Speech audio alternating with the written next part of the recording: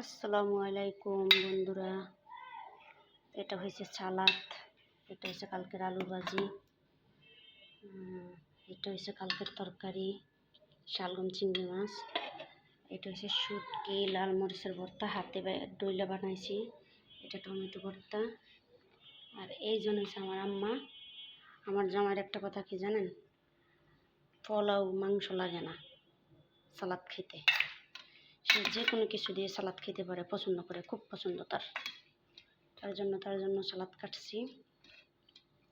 সে আসবে, আয়সা খাবার খাবে, আজকে আর অফিস নেই, তার জন্য এই যে সালাদ কাটলাম। সবাই দোয়া করবেন, ভর্তাটা কীরকম হয়েছে জানাবেন, বুঝছেন। স্বামীর ভাত খাইতে আপুরা মাছ মাংস লাগে না, লবণ দিয়েও মজা। স্বামী এমন একটা জিনিস, স্বামী না থাকলে আপনি যদি হাজার পোলাও কুরমা দিয়েও খান, আপনারা কেউ জিগাইব না। স্বামী থাকলে আপনারা সবাই জিগাইব, আর স্বামী না থাকলে আপনারা কেউ জিগাইবে না। স্বামীর খাবার এত দক্ষতা আর এত নেমত স্বামীর খাবারে, তা আমনে করে বইলা বুঝাইতে পারবো না। আজকে স্বামী নাই, বাপের বাড়িতে যায় দেখেন, আপনার কোনো স্থান নাই, ঠাঁই নাই। হয়তো মা বাবা থাকলে 1 মাস 2 মাস, তারপরে কইব আপদ বিদেবে নাকা, আপদে এনে জ্বালাইতে নিয়ে আইছে, এটা বলবো। ভাই কোন, বোন কোন, আত্মীয় স্বজন কোন, কেউ আপনারা জিগাইব না, কেউ না। যতদিন আপনার স্বামী থাকবে ততদিন আপনারা সবাই জিগাইব। যতদিন আপনার স্বামীর টাকা থাকবে ততদিন আপনাকে সবাই ভালোবাসবে। আপনার স্বামীর টাকা নেই, আপনার পাশে কেউ নেই। নাদিয়া, তুমি রান্না করতেছো?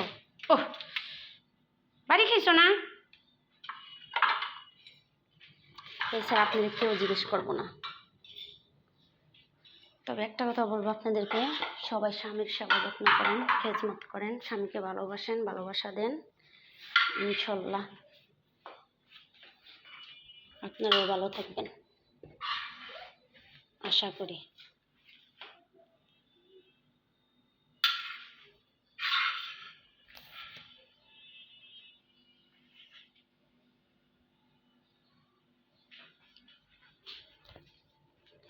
স্বামীর প্রতি খেয়াল রাখবেন, স্বামীকে যত্ন করবেন, ডিউটি শেষে আসলে খুশিতে একটু খাবার দিবেন।